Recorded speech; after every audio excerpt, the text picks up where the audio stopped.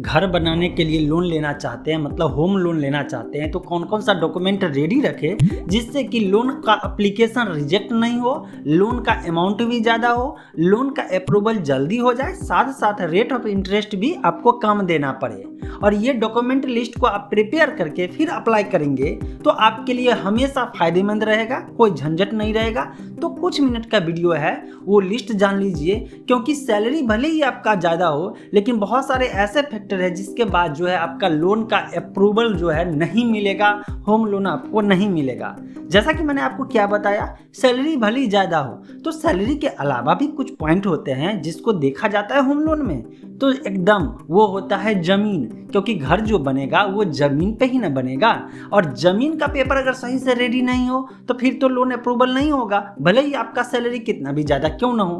तो चलिए समझते हैं कि ज़मीन के पेपर में कौन कौन सा डॉक्यूमेंट रेडी करके देना पड़ेगा, कौन कौन सा पेपर तैयार करके देना पड़ेगा जिससे आपको कोई लफड़ा नहीं होगा, और इसके अलावा आपका सैलरी कितना होना चाहिए और रेट ऑफ इंटरेस्ट कम कराने के लिए क्या कर सकते हैं। ठीक, तो पहले जमीन के पेपर में आपको देना पड़ेगा सेल डीड देना पड़ेगा। सेल डीड का मतलब जो रजिस्ट्री केवाला होता है उसको देना पड़ेगा, उसका जो है कॉपी दिखाना पड़ेगा।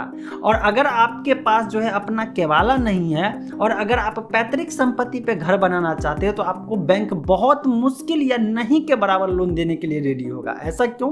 क्योंकि मैंने एक वीडियो में आपको ऑलरेडी बताया था कि पैतृक संपत्ति में बहुत सारे लोगों का हिस्सा होता है, आपके भाई का होगा, आपकी बहन का होगा, अगर आपके पिताजी या माँ के नाम पे जमीन होगा। लेकिन अगर वो जमीन आपके दादाजी के नाम पे होगा या नाना जी के नाम पे होगा, ऐसे में और भी लोग हिस्सेदार हो जाते हैं, जिसके कारण से बैंक को सही लोकेशन सही जगह मिलने में कठिनाई होता है। और फ्यूचर में अगर वो लोन का अमाउंट नहीं चुका पाएगा, मतलब आप नहीं चुका पाएंगे, तो बैंक जो उस जमीन पे कब्जा लेने जाएगा या नीलाम करेगा तो पता चलेगा कि आपने जो बिल्डिंग बनाया है वो बैंक को जो मॉर्गेज किए हैं या बैंक के साथ जो एग्रीमेंट किए हैं उस जमीन पे न बना करके बगल वाले जमीन पे बना लिए, और बैंक जो है आइडेंटिफाई भी नहीं कर पाएगा स्पॉट लोकेशन या वेरिफिकेशन जिस समय करेगा उस समय।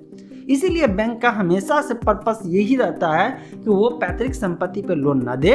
बैंक वाले कहेंगे नहीं, लेकिन वो डायरेक्ट इनडायरेक्ट यही सिग्नल देंगे कि आपको पैतृक संपत्ति पे लोन नहीं मिलेगा।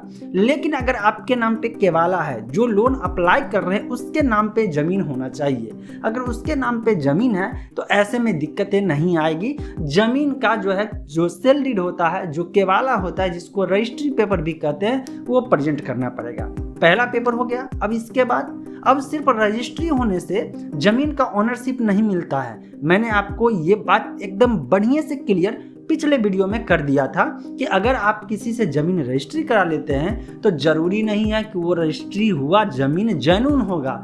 हो सकता है जिस जमीन को आप रजिस्ट्री कराएं उसका रियल ऑनर ना बेच करके कोई और जो है आपको बेच दिया। और जब आप उस जमीन पे कब्जा लेने जाएंगे या कंस्ट्रक्शन करने जाएंगे तो उसमें जो है विवाद खड़ा हो जाएगा, पता चलेगा कोई और जो रियल ऑनर था उसका जमीन है या किसी और ने किसी और को बेचे हुए है, तो विवाद फंस गया ना। तो सिर्फ रजिस्ट्री करने से नहीं होगा, फिर क्या होगा, उस जमीन का जो है रसीद खोजा जाता है, लगान खोजा जाता है, टैक्स खोजा जाता है। मतलब कि उस जमीन का टैक्स जो है गवर्नमेंट को जमा हो रहा है या नहीं हो रहा है। और ये तभी होगा जब उस जमीन का दाखिल खारिज होगा। मतलब आपने जो जमीन रजिस्ट्री करवाया है वो जमीन जो है पहले ऑनर के नाम से हटेगा, मतलब खारिज होगा, और आपके नाम पे एक नया रिकॉर्ड बनेगा। इसका मतलब वो दाखिल होगा। तो दाखिल खारिज होगा, और जैसे ही दाखिल खारिज होगा इसके बाद एक रसीद जो होता है जमीन का, वो टैक्स के रूप में जब आप पे करेंगे गवर्नमेंट को, उसका जो है टैक्स करेंगे जमीन का, तो आपको एक रसीद मिलेगा। तो वो रसीद प्रेजेंट करना पड़ेगा। चलिए, इसके बावजूद भी जरूरी नहीं है कि जमीन जो है उस जमीन पे जो है कब्जा मिलेगा। अब इसका मतलब क्या हुआ, मतलब दाखिल खारिज रसीद से पता चल गया कि जमीन का असली मालिक कौन है। लेकिन बहुत सारे केस में आप देखे होइएगा कि जमीन किसी और के कब्जे में रहता है। बहुत सालों से कब्जे में रहता है, तो ऐसे में मामला और उल्टा पड़ जाता है। अब उल्टा पड़ जाता है तो बैंक वाले तो साफ सुथरा जमीन पे जो है लोन देंगे, क्योंकि बैंक का मतलब सीधा सा है, जब हाउसिंग लोन अप्रूव्ड होगा, होम लोन मिलेगा, तो जब तक उस लोन का फाइनल ईएमआई नहीं चुकाया जाता है तब तक उस जमीन और उस घर का एक तरह से मालिकाना हक बैंक वाले के पास रहता है। आप एक तरह से रेंटर के रूप में रहते हैं, जैसे रेंट पे करते हैं। तो इसीलिए ज़रूरी है कि बैंक पूरी तरह से एकदम आश्वस्त 100% हो जाए कि ये ज़मीन का जो है कब्जा जो लोन अप्लाई कर रहा है उसी के पास है, नहीं तो बाद में बैंक वाले को दिक्कत होगा। तो इसका क्या प्रूफ होता है? तो इसमें मामले में LPC लैंड पोजेसन सर्टिफिकेट की जरूरत पड़ती है, जिसके लिए आप बिहार में हैं तो ऑनलाइन अप्लाई कर लीजिए। अदरवाइज बहुत सारे स्टेट में ऑफलाइन भी लैंड पोजेसन सर्टिफिकेट जो है अंचल कार्यालय के थ्रू जो है दिया जाता है।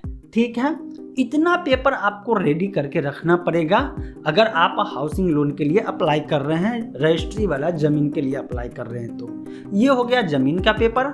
अब कहाँ चलना है? अब चलना है दूसरे तरफ, जिसमें होता है आपको इनकम दिखाना पड़ेगा। और इनकम का प्रूफ क्यों मांगा जाता है? क्योंकि मान लीजिए बैंक ने आपको लोन दिया, आपने बैंक से पैसा लिया और बिल्डिंग बना लिया। अब घर बनाए हैं तो उसमें तो आप रह रहे हैं, उससे तो कोई कमाई आ नहीं रहा है, तो फिर बैंक का जो कर्ज है, जो EMI है, वो कैसे चुकाएंगे? तो इसके लिए बैंक को चाहिए एक पुख्ता ऑफिशियल प्रूफ, जिससे हो सके कि बैंक डिसाइड कर सकता है कि हाँ आपका इतना इनकम है तो इतना लोन देंगे कि आप उसको चुका पाएंगे। इसका मतलब हो गया कौन सा प्रूफ चाहिए? Income tax return. और इनकम टैक्स रिटर्न जो है वो मिनिमम 3 ईयर का मांगेगा। ऐसा किस लिए? क्योंकि इससे देखता है कि पिछले 3 साल में जो है आपका कौन कौन सा इनकम सोर्स था, कहाँ से कितना पैसा कमाए हैं, सैलरी से कमाए हैं या कोई बिजनेस आप कर रहे हैं या कोई कॉन्ट्रैक्ट का आप काम कर रहे हैं या क्या कर रहे हैं, इसका प्रूफ आपको दिखाना पड़ेगा बैंक को। और प्रूफ के रूप में आपको ITR शो करना है। ITR के बारे में मेरे वीडियो बहुत सारे बना हुआ है चैनल पे, उसमें से जो वीडियो आपको फायदेमंद लगे वो देख लीजिएगा।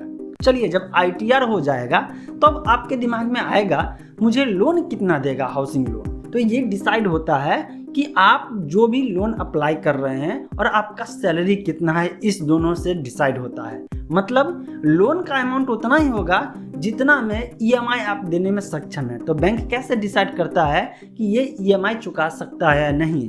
अगर मान लीजिए आपका महीने का जो है सैलरी आता है 10,000 रुपया, तो बैंक का मानना है कि 5,000 रुपया मतलब 50% जो है आपके सैलरी का, वो आपके लाइफ में जो खर्चे हैं उसको मेंटेन करने में चला जाएगा।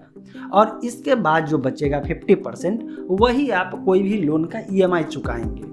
तो मतलब यह है कि अगर 10,000 का महीना है तो 5,000 ही EMI में देंगे, अगर 50,000 का महीना है तो आप 25,000 से ज़्यादा जो है EMI पे नहीं करेंगे। तो लोन का अमाउंट रेट ऑफ इंटरेस्ट के जो पोजीशन रहेगा, जितना रेट ऑफ इंटरेस्ट रहेगा उस अनुसार से देखा जाता है कि महीने का आप EMI जो सैलरी का आधा है उसमें पे कर पाएंगे या नहीं कर पाएंगे। तो कितना लोन मिलेगा एकदम कैलकुलेशन के साथ एक वीडियो है, वो लास्ट में देख लीजिएगा। चलिए, अब ये हो गया। अब बात करते हैं रेट ऑफ इंटरेस्ट कम से कम कब लगता है। तो अलग अलग बैंक का अलग अलग रेट ऑफ इंटरेस्ट होता है, और रेट ऑफ इंटरेस्ट जो है ये फ्लक्चुएट होता है रिजर्व बैंक ऑफ इंडिया का जो रेपो रेट होता है उसके अनुसार से। अगर रेपो रेट बढ़ेगा तो रेट ऑफ इंटरेस्ट बढ़ेगा, अगर रेपो रेट घटेगा तो रेट ऑफ इंटरेस्ट भी घट जाएगा। सिंपल सी बात है। तो हर साल का हर बैंक के जो भी सरकारी या प्राइवेट बैंक है उसके ऑफिशियल वेबसाइट पे जाइए और देख लीजिए रेट ऑफ इंटरेस्ट कितना है। लेकिन याद रखिएगा, सिविल स्कोर जो होता है वो बहुत इंपॉर्टेंट फैक्टर होता है यहाँ पे। अब आप कहेंगे यार सिविल स्कोर भी जरूरी होता है? हाँ, एकदम चेक करेगा। क्यों चेक करेगा? क्योंकि सिविल स्कोर एक क्रेडिट स्कोर होता है। क्रेडिट स्कोर का मतलब है कि आपका इमेज फाइनेंस की दुनिया में कैसा है, आप अच्छे आदमी हैं या बुरे आदमी हैं, व्यवहार से नहीं, पैसे के लेन देन के मामले में। ये कैसे डिसाइड होता है? आपने किसी और आदमी से कभी कोई लोन लिया और उसको समय से चुकाया या नहीं चुकाया? अगर आपने समय से चुकाया तो उसका एक रिकॉर्ड बनता है आपके पैन नंबर पे, और वो जो है ये क्रेडिट स्कोर बनाने वाली कंपनी के पास सबमिट होता है बैंक के द्वारा, NBFC के द्वारा, और इससे ये आपको एक स्कोर बना के देते हैं जिससे पता चलता है कि आपका जो है लेन देन फाइनेंस के दुनिया में बढ़िया है या खराब है। अगर घटिया क्रेडिट स्कोर है मतलब कि आप अगर उस बैंक से लोन लेंगे तो समय से नहीं चुकाएंगे, भले ही आपके पास पैसा रहे, तो बैंक को तो प्रॉब्लम हो जाएगी ना। सही से रिटर्न पैसा नहीं आया, खाता एनपीए हो गया या फिर बाद में जाकर कोई दिक्कत हो गया, तो बैंक चाहता है एकदम नीट एंड क्लीन जो है कस्टमर है उसको हम लोन दें और आसानी से उससे जो है ईएमआई के रूप में ब्याज के साथ मूलधन वापस कर ले। तो क्रेडिट स्कोर बढ़ाना आपको होगा। क्रेडिट स्कोर जो होता है या सिविल स्कोर है उसको अच्छे से मेंटेन करना होगा। ये आप चेक कर सकते हैं, बहुत सारे पोर्टल है जहाँ पे फ्री में आप जो है सिविल स्कोर को भी चेक कर सकते हैं। सिविल स्कोर बहुत बढ़िया रहेगा तो जो लोन मिलेगा उसका रेट ऑफ इंटरेस्ट कुछ हद तक कम रहेगा। अगर सिविल स्कोर खराब रहेगा और जमीन का प्रूफ आप पुख्ता दे पाते हैं तो बैंक आश्वस्त हो जाता है कि चलो यार कल के डेट में ये बंदा नहीं चुकाया तो इसके जमीन को नीलाम करेंगे।